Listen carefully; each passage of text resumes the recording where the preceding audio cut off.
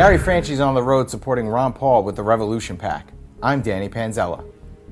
Last night, the Senate passed S. 1867, the National Defense Authorization Act, also known as the Indefinite Detention Bill.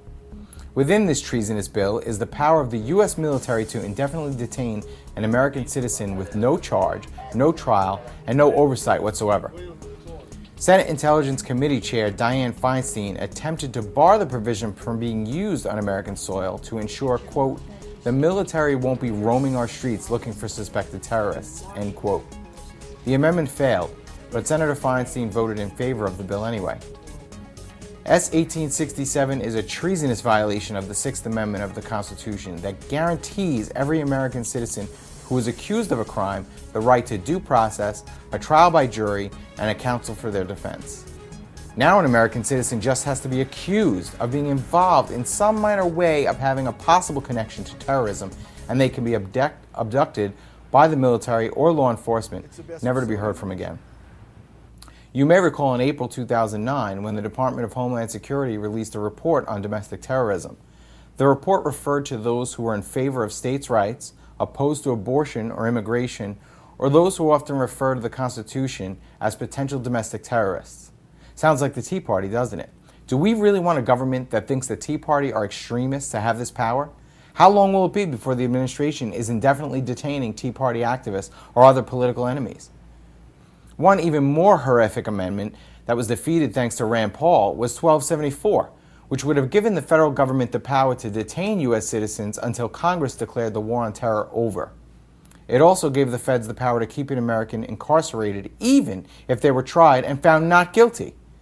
That amendment was only narrowly defeated with a 45-59 vote. What is happening in the halls of Congress? Are they so far removed from reality that they could so easily vote away sacred liberty? We are constantly told that terrorists hate us for our freedoms. So they react by taking our freedoms away? The terrorists have won, America. I implore you, please, start paying attention to what your representatives are doing. Take an hour each week to research what bills they are working on, and then reach out. Make a 5-minute phone call to let them know if they're representing you correctly. In other police state news, you may remember a few months ago when I took my son Xander to protest the Federal Reserve Bank of New York. When we arrived, the Fed was surrounded by the NYPD. When I questioned the police about the reason for the increased security, here's what they told me. What's going on today? They don't usually have the Fed surrounded. No, it was going to be a flash mob. They never showed up. Oh, okay. All this police presence for a flash protest?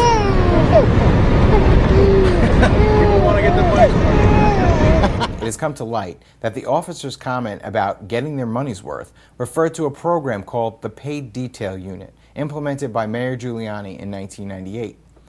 Private corporations pay an average of $37 to $50 an hour for a uniformed officer of the NYPD to provide private security services. The officer is indemnified by the taxpayer, not the corporation, which means the taxpayers are responsible for any lawsuits that may arise out of the security service.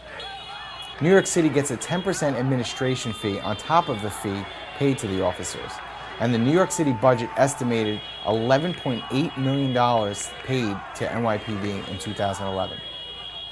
Other Wall Street firms that are known to have used the paid detail include Goldman Sachs, the World Financial Center, and the New York Stock Exchange. Truth Squad's Inside NYPD Sources report that 11,000 officers take part in the paid detail unit and use the unit to supplement their salaries. The sources could not confirm if the paid detail unit was used against the Occupy Wall Street protests. This week, New York City Mayor Bloomberg called the NYPD his own personal army. It's unclear whether he believes that this is because he's the mayor of New York or because he is part of the Wall Street 1%.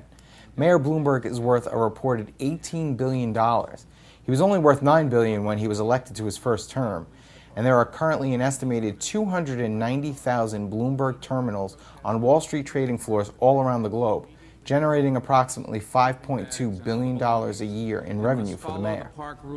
It's no surprise that Bloomberg considers the NYPD an army, being that the military contractor Rand Corporation has been consulting with the NYPD for at least half a decade, writing policies and procedures.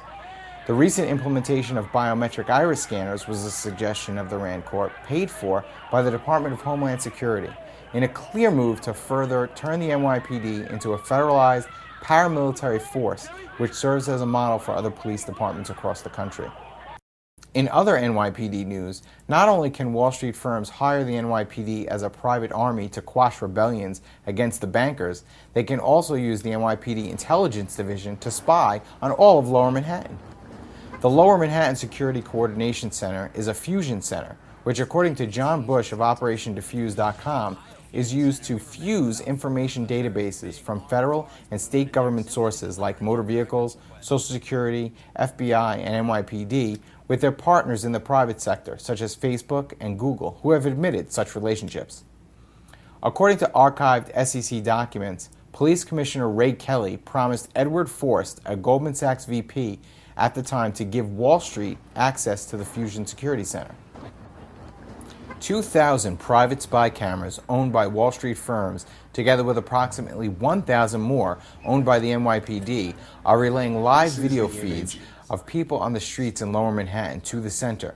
Once at the center, they can be integrated for facial recognition and license plate analysis. New York City is estimated to have as many as 40,000 public and private surveillance cameras watching over its streets, outnumbered only by London and the Chinese city of Shenzhen. The system is referred to as Argus, named after the Greek mythological giant with 100 eyes. The chief leader, the weekly New York City civil service newspaper, identified Goldman Sachs, Citigroup, the Federal Reserve, and the New York Stock Exchange as the Wall Street firms with access to the security center. Other sources say most of the major Wall Street firms have an on-site representative. The corruption of the top Wall Street banksters knows no bounds when Wall Street executives that serially commit fraud can sit next to police officers trying to keep our city safe and spy on the citizens of New York City. We can all rest assured that the same banksters that have stolen trillions of dollars via the Federal Reserve bailouts will have the best interests of we the people at heart when employing the New York City Police Department as their mercenaries. As always, remember to like, share, favorite, and subscribe to The Reality Report. If you want to join others who have a heart to save the Republic, then join RTR.org, the social network of the revolution. To catch up with me for the latest articles and videos, please visit truthsquad.tv. For Gary Franchi and The Reality Report, I'm Danny Panzella.